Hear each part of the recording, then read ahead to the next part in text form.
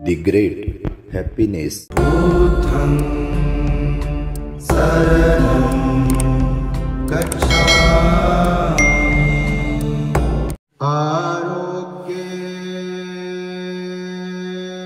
परमालाभा,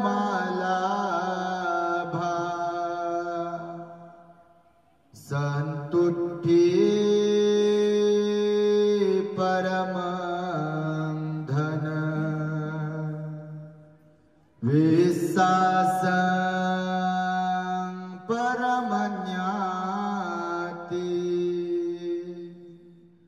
निब्बाणं परमं सुख।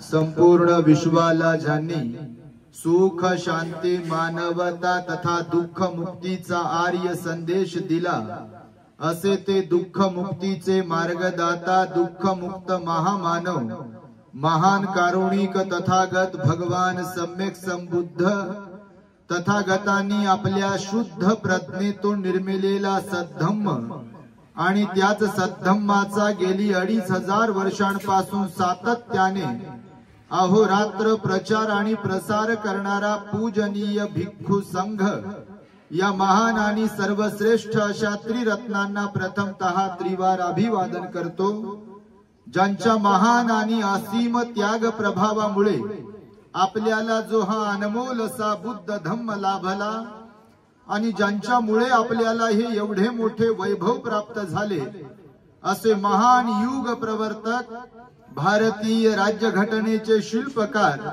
परमपूज्य बोधिसत्व डॉक्टर बाबासाहेब आंबेडकर या महामानवाच्या महान अशा धम्मक्रांतीमध्ये संपूर्ण जीवनाला समर्पित करून आज या महान मंगलमय वर्षावास पर्वामध्ये आपल्या औरंगाबाद शहरातील म्हाडा कॉलनी मूर्तिजापूर परिसरातील श्रद्धावंत धम्म उपासिका शुभांगीताई राहुल वाघोदे आणि त्यांच्या परिवाराकडून आज रोजी पूजनीय भिक्षू संघास तथा श्रामणेर संघास आणि श्रद्धावंत उपासक उपासिकांना देखील त्यांच्या श्रद्धायुक्त चित्तातून त्यांच्या सम्यक आजीविकेतून त्यांनी भोजन दान देऊन महान असं पुण्य संपादन केलेलं आहे।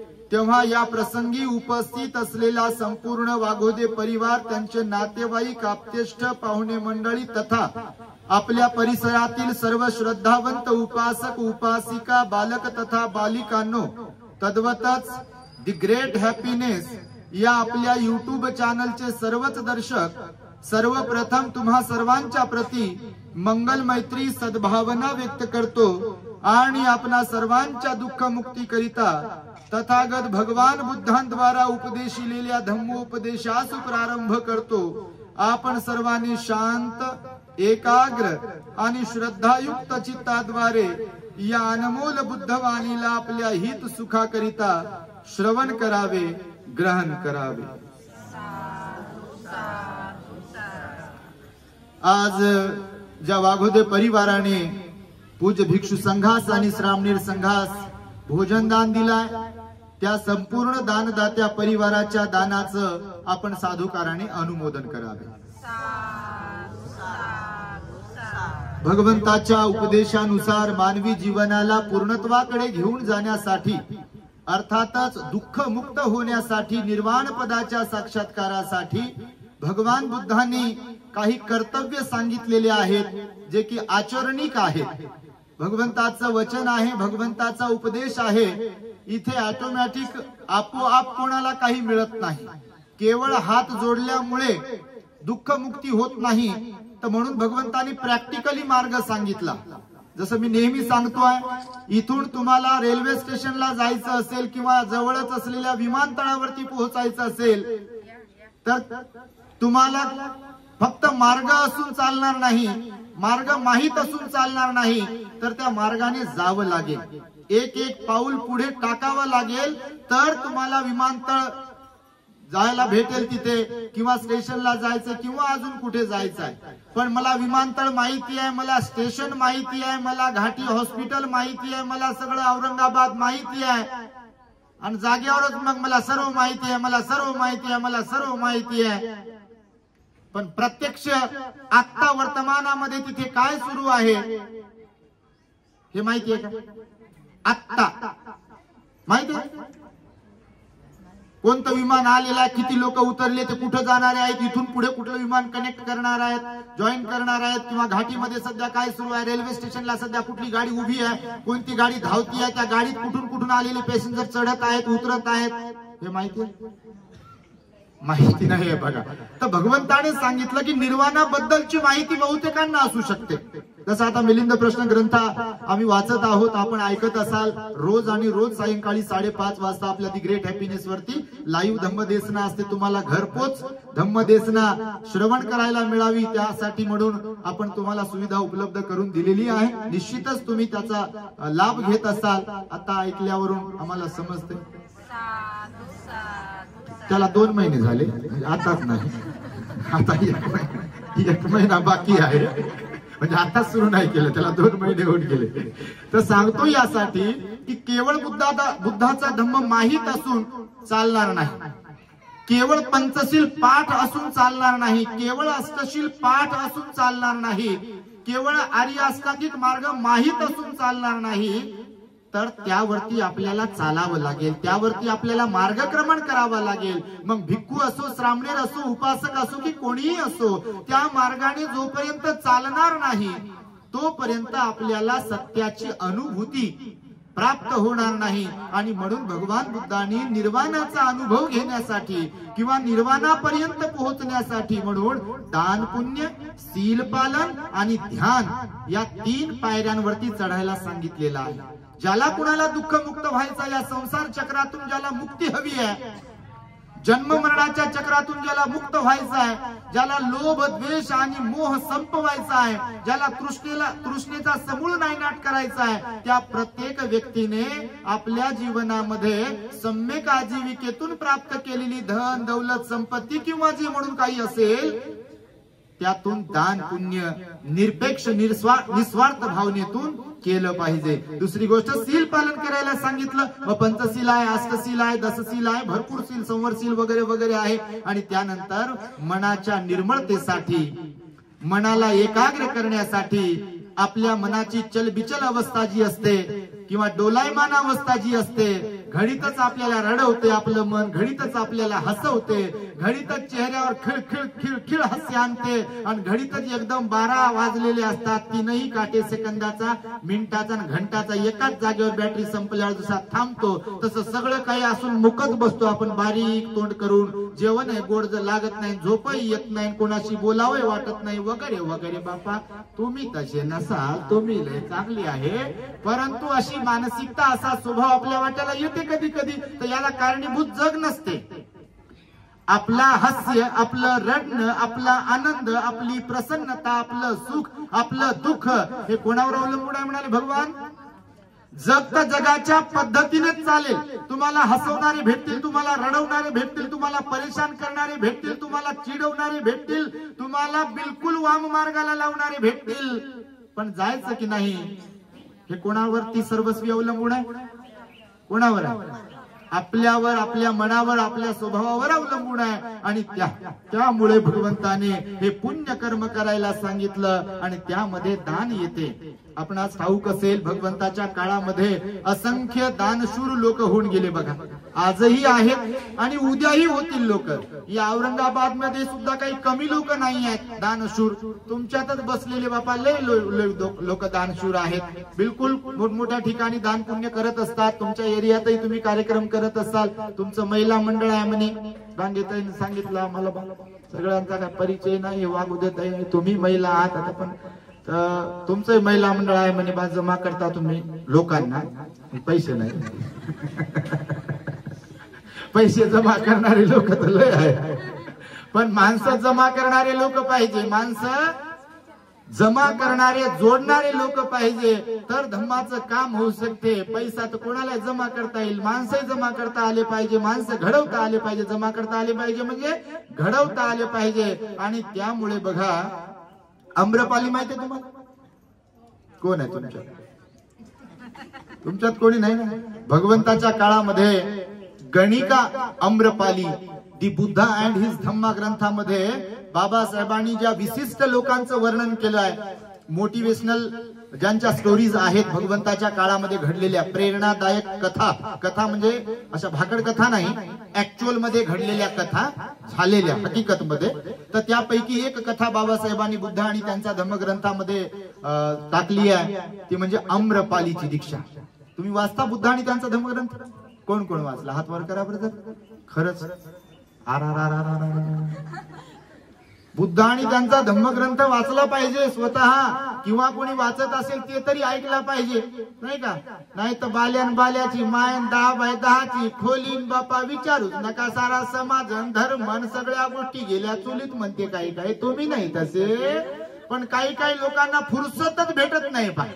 माझे पोरं म्हणते माझं घर, माझं झाडन, माझा रस्ता, माझं अंगण, माझ्या नळाला पाणी आले, माझे कपडे, माझं काय काय, त्याच्यातून बाहेरच पडत नाही हो. आणि एक दिवस बटन दबते, ढम, उचला, घाटीत घेऊन थांबते लोक, उचला, आणि मग इकडं जाय तिकडं जाय, याला हात जोड त्याला हात जोड, काय काय कर, आणि मग ते कामाला येत नाही. मग तिथून म्हणतात उचला, म्हणतात आता उचलाच, मग आता थांबवा नका म्हणतात त्यांना, कारण हे थांबलेले असतात, ऑलरेडी थांबलेले असतात. आता उचला म्हणतात. लोक काय थांबत नाहीत. लोक थांबतात का? तुम्ही कधी कधी म्हणजे काय, तुम्ही लय वेळेस कोणाच्या कशाला गेले असाल तर लोक म्हणतात का राहू द्या, 2-4 दिवस राहू द्या, आम्ही थांबतो काम धंदे सोडून. कोणत्याही जाती धर्माचे असो, आता हे ऐकणारे बघा सगळ्या बिचारे सगळ्या जाती धर्माचे असतील, कोणाची गोष्ट हो, धम्म सार्वजनिक आहे भगवंताचा, भगवंताची वाणी सार्वजनिक आहे. तर म्हणतात का लोक फार चांगले होते, आपसी होते, तसे होते, आमके ढमकीन होते, थांबू आता बस 4-5 दिवस आम्ही थांबतो काम धंदे सोडून. अहो आम्ही 1-2 दिवसाला स्मशानात जातो, पाहतो तिथं लोक, तेव्हा तयार केला, रॉकेल टाकलं का त्याच्या, आणि झाका कोण आता लवकर, असेच लोक म्हणतात. बघा तुम्ही कुठेही जा, तुम्ही असंच म्हणतात लोक, बिलकुल म्हणत नाही थांबू द्या. तर हे यासाठी म्हणून सांगतोय तुम्हाला की आम्रपाली जी होती, गणिका होती भगवंताच्या काळात, नगर वधू, कारण तिच्यात ती गुणवत्ता होती, तिच्यात ती पात्रता पण होती. गणिका म्हणजे वाईटच होती असं नाही आहे.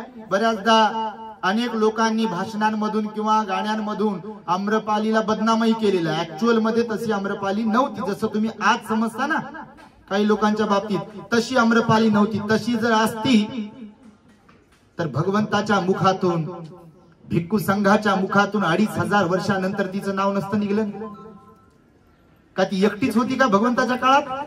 बाकीच्या पण असतील ना, तर बाकीच्यांचं नाव निघते का निघलं?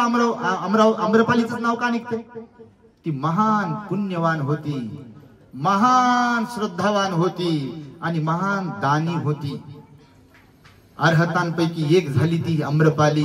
भगवान आपले पटण्यावरून, आताच पटना पाटलीपुत्र होतं तेव्हा, पाटलीपुत्रवरून वैशालीला गेले आणि वैशालीला गेले ना आम्रवनात थांबले. आम्रवन म्हणजे आंब्याच्या झाडाचं बाग, आणि नेमकं ती आम्रपालीची बाग होती.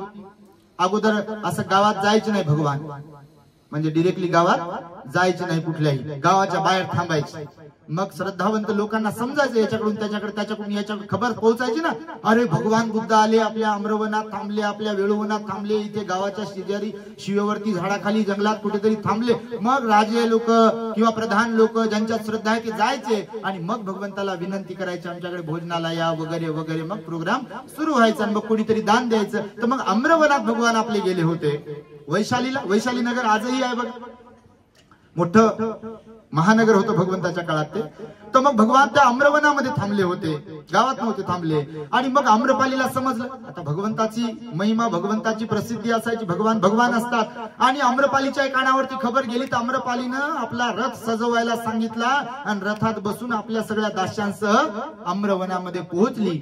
आणि भगवान पुढे होते काही अंतरावर, तर त्यांचा अनादर होऊ नये म्हणून तिने रथ लांबच उभा केला, खाली उतरली आणि पायी चालत चालत भगवंताकडे जाऊन अभिवादन केलं, प्रदक्षिणा घातली. आणि भगवान नेमकं तेव्हा उपदेश करत होते. जीवन अनित्य आहे, क्षणभंगूर आहे, इथे मी आणि माझं असं म्हणण्यासारखं परमनंट काही नाही आहे, सर्व काही बदलणार आहे. सुखही टिकत नाही, दुःखही टिकत नाही, यशही टिकत नाही, अपयशही टिकत नाही, लाभही टिकत नाही, नुकसानही टिकत नाही, प्रशंसाही टिकत नाही आणि निंदाही टिकत नाही, बालपणही टिकत नाही, तारुण्यही टिकत नाही, मध्यवयही टिकत नाही आणि म्हातारपणही टिकत नाही. टिकते? काहीच टिकत नाही. आजही टिकणार नाही, कालही टिकत नव्हतं, उद्याही टिकणार नाही. हे भगवंताचं वचन आहे. सारांश रूपाने सांगतोय तुम्हाला. भगवंत उपदेशामध्ये हे सांगत होते, आम्रपाली फार अत्यंत सुंदर होती बघा.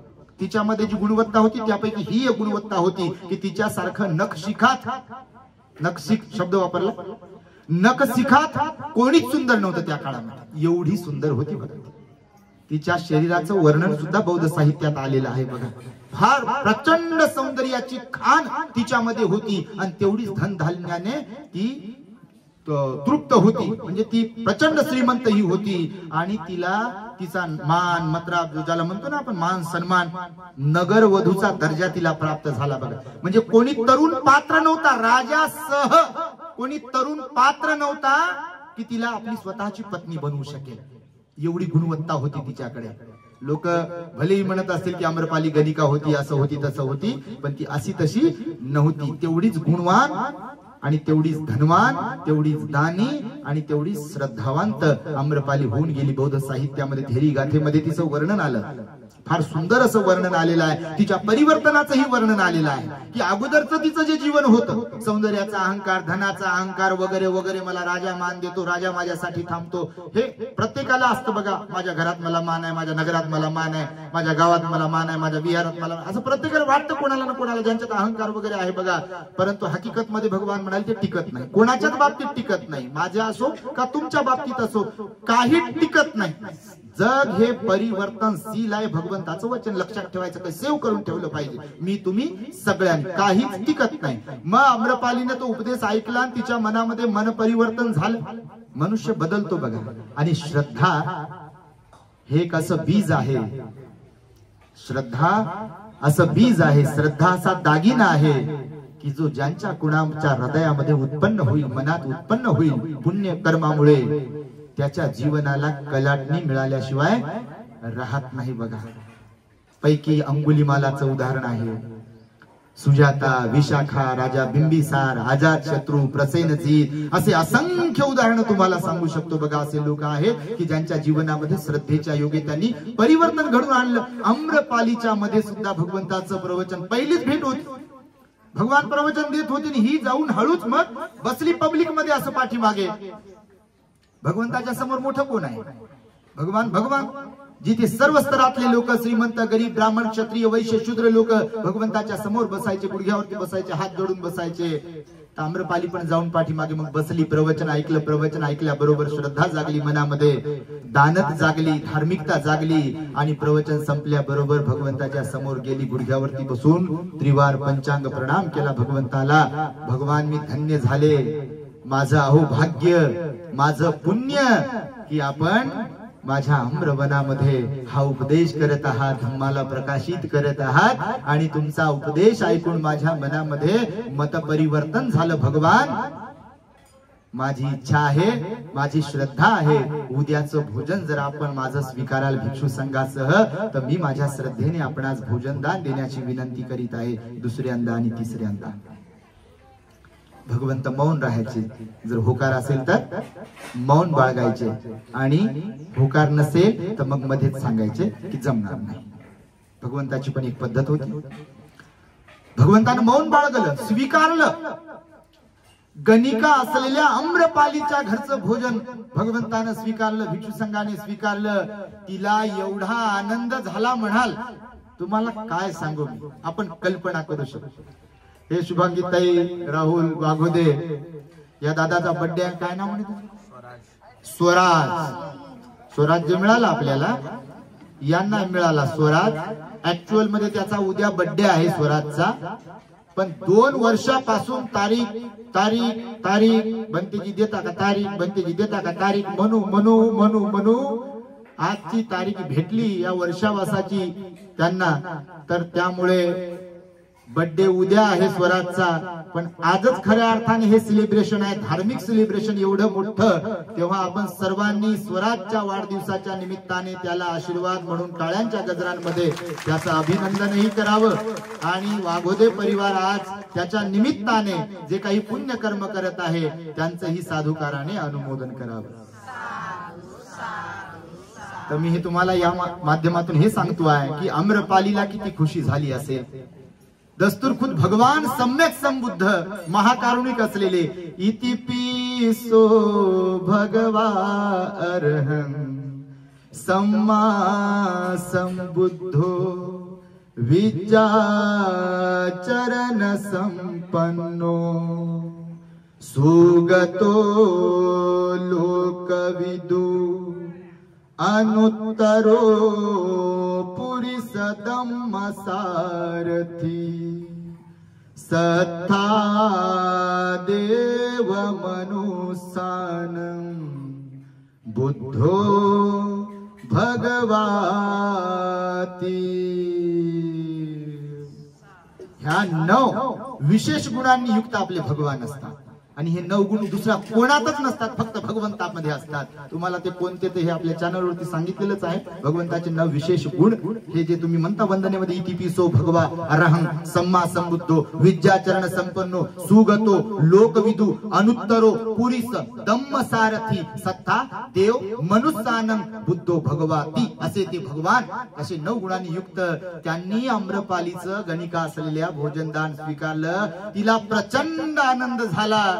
ती म्हणाली, भगवान माझ्या आयुष्यामध्ये आतापर्यंत जे कोणत्या आनंददायी घटना घडल्या असतील आणि घडल्यात भरपूर की ज्यामुळे मी आनंदित झाले, त्या सगळ्या घटनांमध्ये सर्वोच्च सर्वोत्तम आणि सर्वश्रेष्ठ माझ्या जीवनातील आनंद जर कोणता असेल, आनंदाचा क्षण जर कोणता असेल तर तो आजचा आहे. आपण माझं भोजनदानाचं निमंत्रण स्वीकारलं सहर्ष. मला भयंकर आनंद झाला भगवान. आणि मग सगळ्यांना विचारलं भोजनाची व्यवस्था कशी करायची असते, काय करायची असते वगैरे वगैरे. तिला माहिती नव्हतं. पहिल्यांदाच भगवान आले ना वैशालीला. मग ती घरी जाण्यासाठी निघाली तर ती पण श्रीमंत होती, रथ होता तिच्याकडे. अति हर्ष वेगाने तिचा रथ चालला होता. आता कोणाला आनंद झाल्यावर बघा ते आनंदाची एक तो स्वभाव असतो, मानसिकता असते, वेगळीच असते. आनंद गगनात मावत नाही म्हणते लोक. शब्द काय वापरला? आनंद गगनात मावेना. आता गगन छोटा आहे, पहा वरती गगन दिसते का? सगळंच्या सगळं दिसते आपल्याला.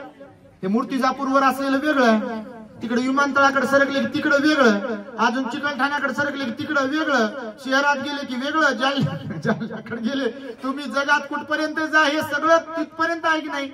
तर आनंद गगनात मावेना म्हणजे एवढा आनंद झाला.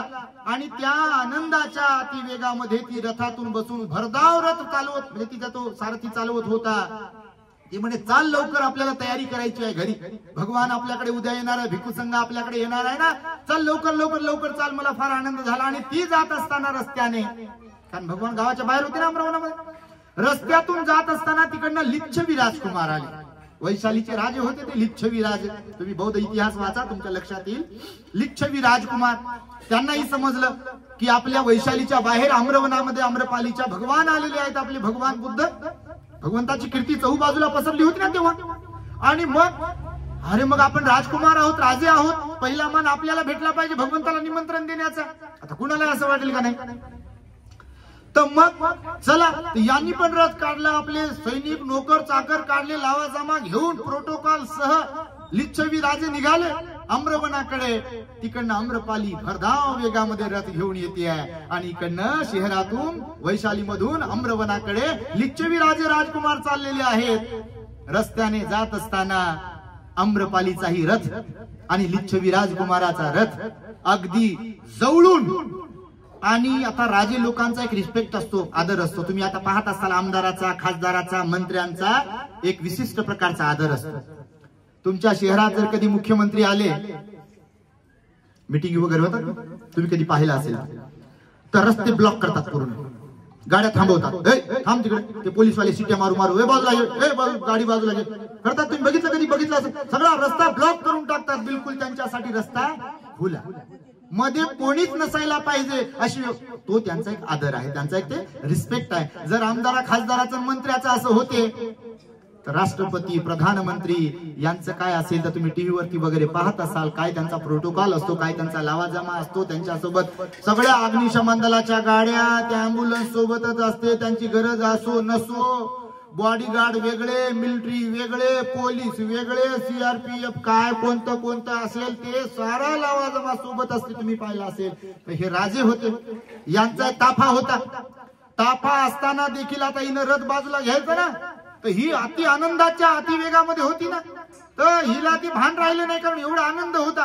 ते म्हणे चला जाऊ आपण लवकर लवकर, आणि मग तो प्रोटोकॉल पाळला गेला नाही तिच्याकडून.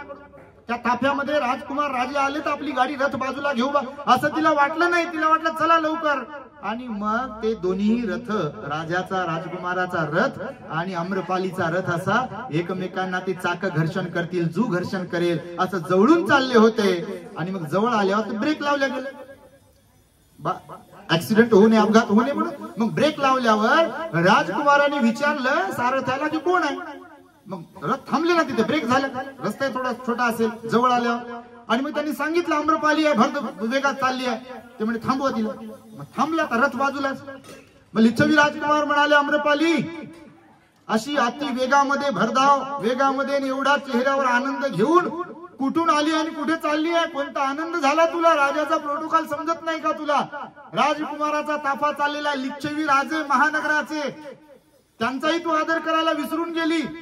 म्हणजे महाराज माफ करा, आनंदाच्या भरात मी माझ्या मानसिकतेमध्ये असल्या कारणाने प्रोटोकॉल पाळू शकलो नाही, तुमचा आदर करू शकलो नाही, माझ्याकडून अनादर झाला असेल तर माफ करा.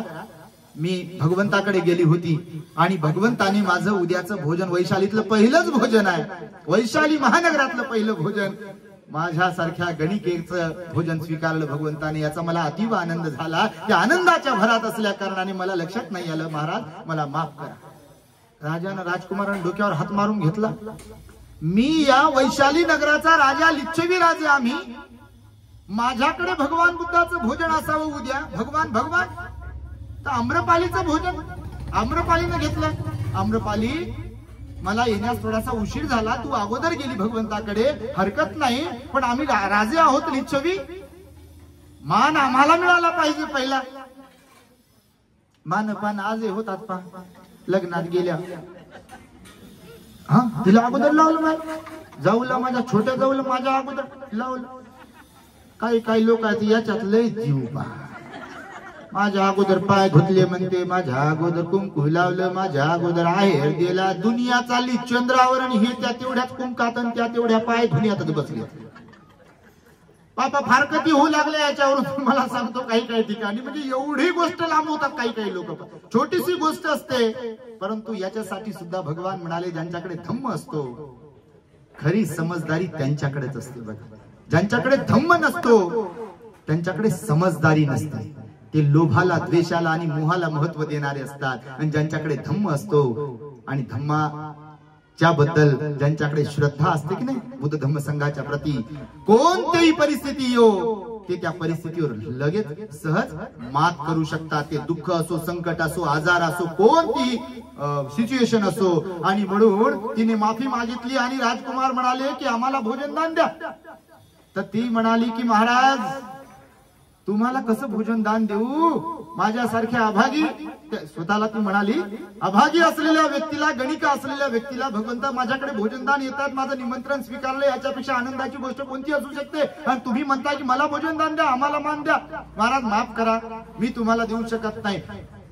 1,00,000 सुवर्ण मुद्रा देऊ केल्या. किती?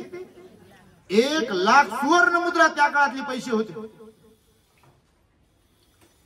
ती म्हणाली महाराज 1,00,000 सुवर्ण मुद्राच काय, अर्ध राज्य वैशालीचं जरी तुम्ही मला देऊ केलं तरी हा मान मी तुम्हाला नाही देऊ शकत. कारण भगवंताला मी विनंती केली, भगवंतानं मौन राहून लगेचच माझा निमंत्रणाचा स्वीकार केला. भगवान पहिल्यांदा वैशाली नगरामध्ये आले आणि पहिला मान मला मिळाला. आणि भगवंताने होकार दिल्यावर अजून कोण काही जरी बोललं तर मला काही फरक पडणार नाही. मला तुम्ही दंड द्या किंवा हे बक्षीस द्या का अजून काय देऊ करा, मी मात्र हा मान तुम्हाला देऊ शकत नाही. त्या लिच्छवी राजांनी मान खाली घातली, ते भगवंताकडे पोहोचले. त्यांना वाटलं बा आम्ही राजे. आजही काही लोकांना वाटते पा, तुम्हाला नसेल वाटत. विहारात जाणाऱ्या लोकांना आम्ही काम करतो बा बाबासाहेबाचं, बुद्धाचं, धम्माचं असं समजा ज्यांना वाटते की नाही, त्यांना कधी समजा बिचारे जे अज्ञानी असतात त्यांना, तुम्हाला नाही, तुम्ही लय चांगले आहे. अहंकार येतो मनामध्ये. तर राजच होते ना खरोखरच. राजाचा पण एक मानच असतो. ते भगवंताकडे पोहोचले आणि भगवंताला म्हणाले, महाराज भगवान, उद्याचं भोजन आमचं आपण स्वीकारावं. आम्ही राजे आहोत, लिच्छवी राजे, वैशालीचे. भगवान म्हणाले, नाही महाराज, आत्ताच आम्रपालीच्या भोजनाचा स्वीकार भगवंताने भिक्षू संघाने केला. तिला होकार दिला, तर तिला आता नकार कसा द्यायचा? एकदा होकार दिला तर भगवान खोटं नाही बोलत. भगवान सत्यवादी असतात. खोटं कसं बोलतील किंवा कुणाला दुखवतील कसं? असं हो म्हणून नाही कसं म्हणता येईल भगवंताला? आणि त्यामुळे आपल्याकडचं भोजन उद्या नाही स्वीकारता येणार. नंतर नक्कीच स्वीकारू, पण उद्या नाही. उद्याचं भोजन गेलेलं आहे, स्वीकारलेलं आहे निमंत्रण. राजा उदास झाला, खिन्न झाला. आता भगवंताच्या समोर काय भांडण करेल, वाद करेल? त्या भांडणातून, रागातून दिलेलं दाने कामी पडत नाही. तिथं देण्याची भावनाच नाही. मग मी दिलं बघा दिलं की नाही, तुम्हाला काय वाटलं ना, असं तसं, हे सगळा कार्यक्रम बिघड होते आपला. म्हणून प्रसन्न चित्तानं श्रद्धेनं दिलेलंच दान असते. आणि मग आम्रपालीला दान दिलं. आम्रपालीकडे दानानुमोदन झालं, असं प्रवचन वगैरे झालं. आणि आम्रपालीला भगवंताने सांगितलं, अनेक प्रकारचे उपदेश केले वैशाली नगरामध्ये राहून. आणि आम्रपालीचं सौंदर्य होतं ना, सौंदर्याच्या बद्दल, धनाबद्दल अहंकार होता. लोकांना वाटला तर भगवान इथं काय उपदेश करतात, काय दानानुमोदन करतात. तर भगवान बुद्धांनी सांगितलं, असं वेगवेगळ्या ठिकाणी उपदेश केलेले आहे, कधी डबलही. त्याच्यापैकी सांगितलं 5 गोष्टींचं सतत चिंतन केलं पाहिजे मनुष्याने. काय म्हणाले? 5 गोष्टींचं सतत चिंतन करत राहिलं पाहिजे. चिंतन म्हणजे स्मरणात ठेवल्या पाहिजे 5 गोष्टी. प्रत्येकाने, कोणीही असो, ते कोणीही असो, 5 गोष्टींचं नेहमी सदैव चिंतन करत राहिलो पाहिजे, स्मरणात ठेवलं पाहिजे. कोणत्याही प्रसंगी आठवत राहायचं. कोणती? तर पहिली गोष्ट सांगितली भगवंतानं, मी जरा धर्मी आहे, हे कायम लक्षात ठेवलं पाहिजे. काय? रिपीट करू? मी जरा धर्मी आहे. जरा म्हणजे म्हातारे होणारे आहे. काय? तर म्हातारपण काय असते ते हे ऑपरेशन केलेल्या माझ्या आईला विचारा, काळा चष्मा घातला. त्याच्यानंतर त्यात माझ्या आईच्या डोक्यावर जे अर्धे काळे आणि अर्धे पांढरे आहेत समजा केस, त्यांना विचारा की म्हातारपण काय असते. तुमच्यात कोणी बसलेलं, कोणाचे दात पडलेले असतील म्हातारपणामुळे, त्यांना विचारा म्हातारपण काय असते. कोणी असेल म्हातारा जे डगडग करते, त्यांना विचारा म्हातारपण काय असते. तुमच्यात बसलेलं कोणी असेल ज्यांचे गुडघे आता बसल्यावर भयंकर त्रास देऊ लागले, कंबर त्रास देऊ लागली, त्यांना विचारा म्हातारपण काय असते, जर्जर होणं काय असते.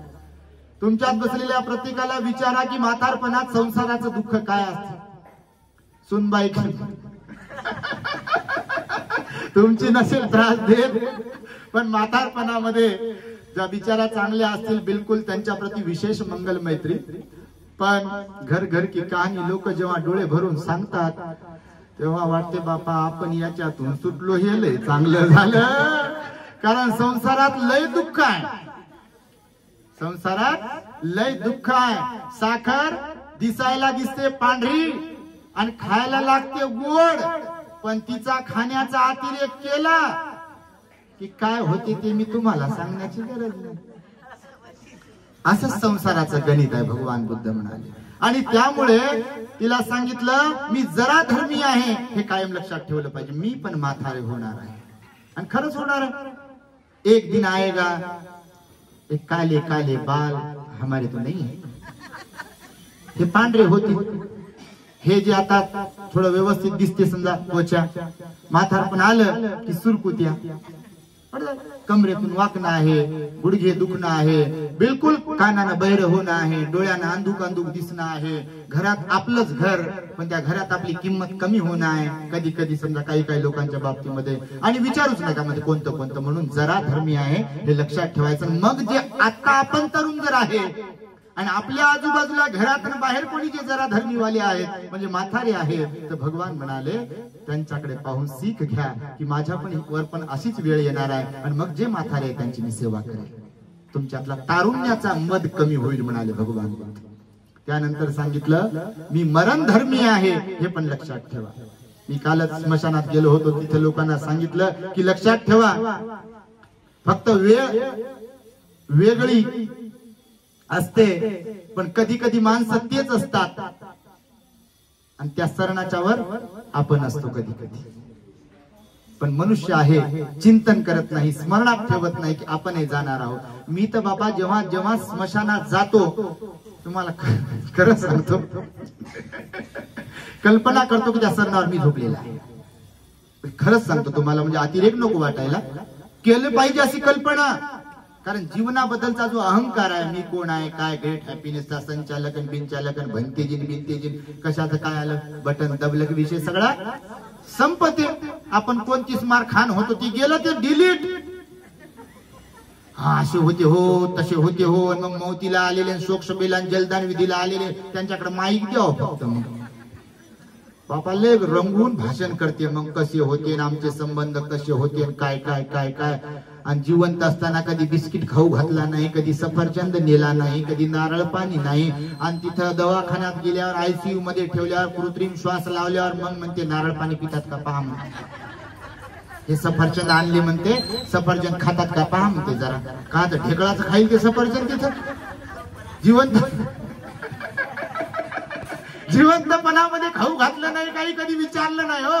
आणि तिथं जाते जेव्हा ते पाहतही नाही ना ऐकतही नाही. माणूस असा खोटारडा आणि डुप्लिकेट प्राणी आहे बघा. तुम्ही नाही, तुम्ही लय चांगले आहे का नाही तुम्ही सांगा. जिवंतपणात ओळखत नाही आणि मेल्यावर लय काय काय, मग विचारूच नका. जिवंतपणात माणसाची किंमत करायला शिका. माणूस एकदा गेला की त्याचा विषय संपते, इथला फिजिकली संपते का नाही बघा तुम्ही. बऱ्याचदा असं होते की घरात असणाऱ्या लोकांची किंमत कळत नाही लोकांना जिवंत असताना, पण तेच लोक जेव्हा मरतात तेव्हा फार लोक रडत बसतात.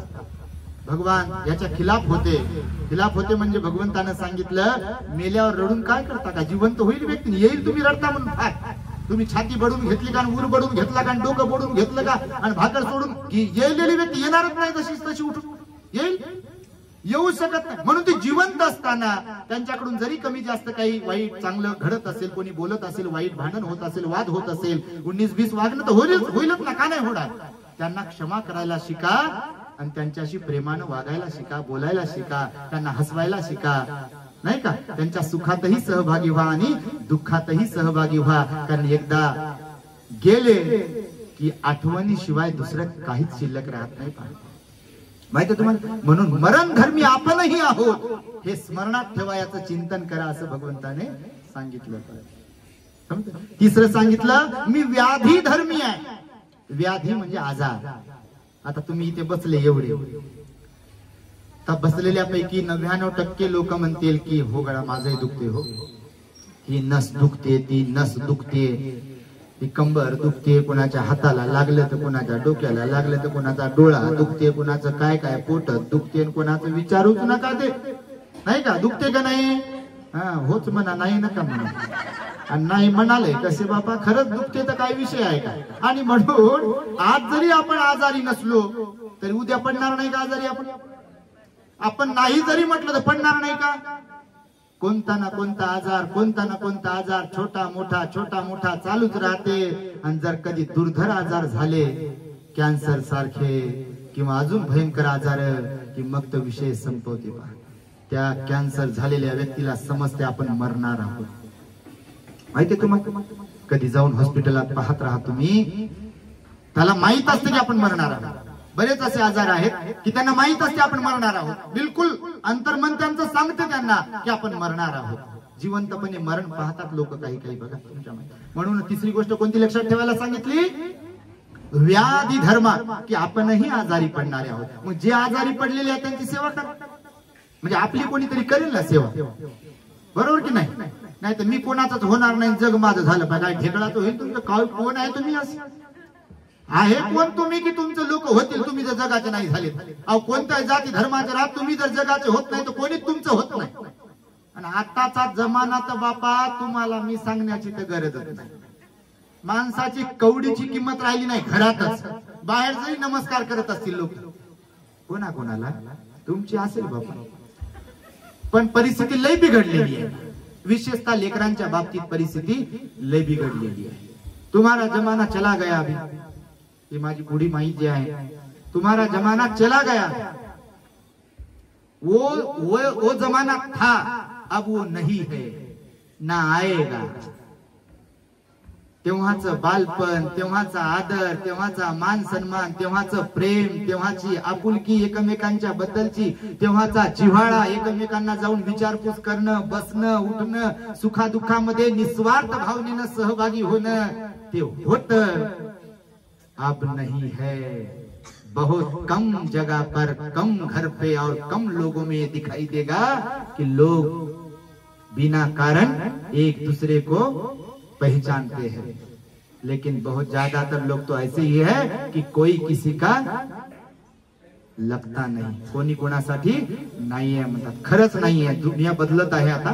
हा, तर म्हणून व्याधी धर्म लक्षात ठेवा। चौथं सांगितलं भगवंताने की माझ्याकडे असलेलं धन संपत्ती, माझ्याकडे असलेली धन संपत्ती आणि माझी माणसं, कुटुंबातील लोक यांचा एक दिवस मला वियोग येणार आहे। वियोग होणार म्हणजे विभक्त होणार आहे, सोडून जाणार आहे। मी तरी घरच्यांना सोडून जाईल, नाही तर घरचे तरी मला सोडून जातील। हे असं होत नाही का? म्हणजे आपण तरी अगोदर जातो, नाही तर घरचे तरी अगोदर जातात। आणि संपत्तीचं एक तसंच आहे, आज चाबी आपल्या हातात आहे, एक दिन आएगा दूसरे के हाथ में जाएगा।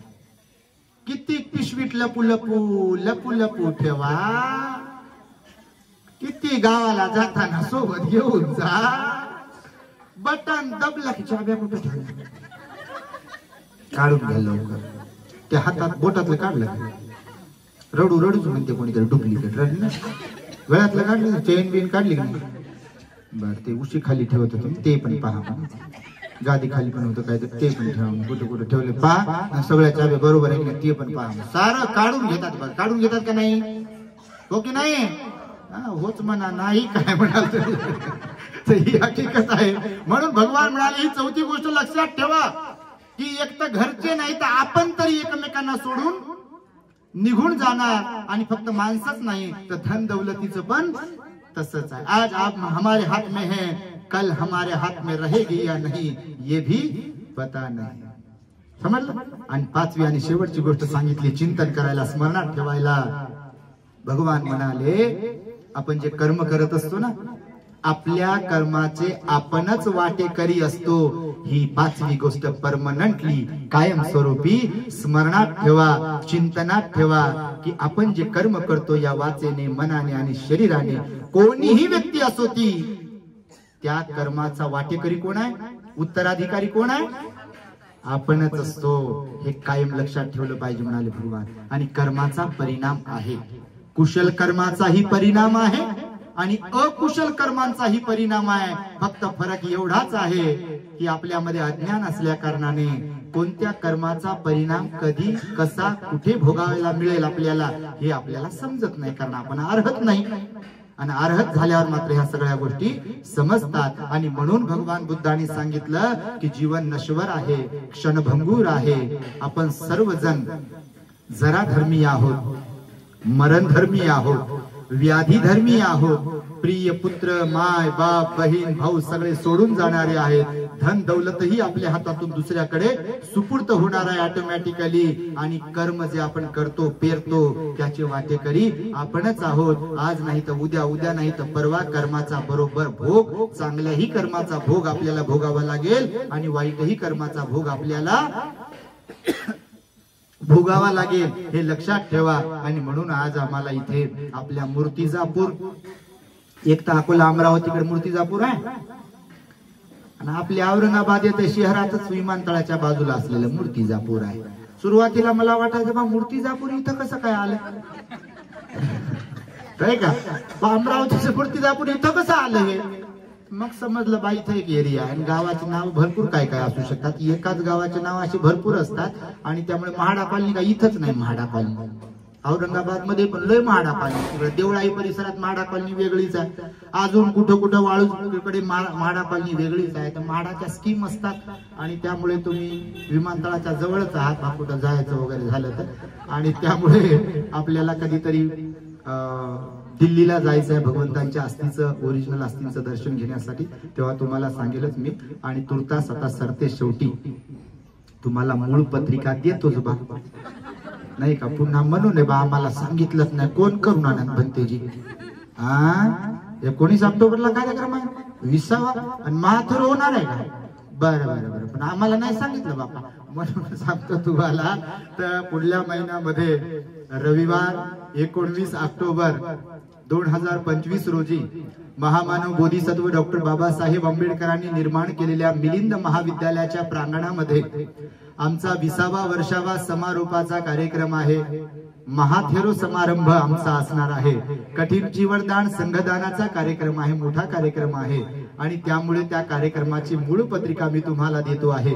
आपण सहपरिवार, महिला मंडळ आणि सर्व संघटना तुमच्या किंवा परिसरातील लोकांनी नातेवाईकांसह 19 ऑक्टोबरच्या कार्यक्रमाला यायचं आहे, असं मी तुम्हाला एक निमंत्रण देऊन जातो जाता जाता. आणि पुनश्च एकदा श्रद्धावंत वाघोदे परिवारातील स्वराज या बाळाच्या जन्मदिनाचं औचित्य साधून शुभांगीताई आणि राहुल वाघोदे यांनी भिक्षू संघाला, श्रामणेर संघाला आणि उपासक संघाला ही जे काही भोजन आदी दान देऊन महान पुण्य संपादन केलाय, या पुण्याच्या प्रभावाने बुद्ध धम्म आणि संघाच्या अनुकंपेने त्यांच्या परिवारास मिळालेल्या आयुष्यामध्ये क्षण प्रतिक्षण सुख, शांती, समाधान, आयुष्य, आरोग्य आणि बल प्राप्त होत राहावे. त्यांची बुद्ध धम्म संघावर असलेली श्रद्धा अशीच वृद्धिंगत होत राहावी. त्यांच्या परिवाराची भरभराटी व्हावी, त्यांची उत्तरोत्तर प्रगती व्हावी आणि सर्वांगीण विकास व्हावा. महामानव बोधिसत्व डॉक्टर बाबासाहेब आंबेडकरांना अभिप्रेत असलेला आदर्श बौद्ध समाज आपल्यातून निर्माण व्हावा, या उदात्त भावनेतून, या मंगल कामनेसह माझ्या शब्दांना मी इथे पूर्ण विराम देतो आहे. भवतो सब्ब मंगलम रक्षन्तु सब्ब देवता सब्ब बुद्धानुभावेन सदा सोथी भवन्तु ते. भवतु सब्ब मंगलम रक्षन्तु सब्ब देवता सब्ब धम्मानुभावेन सदा सोथी भवन्तु ते. भवतु सब्ब मंगलम रक्षन्तु सब्ब देवता सब्ब संघानुभावेन सदा सोथी भवन्तु ते. बुद्धं नमः, धम्मं नमः, संघं नमः. The great happiness. बुद्धं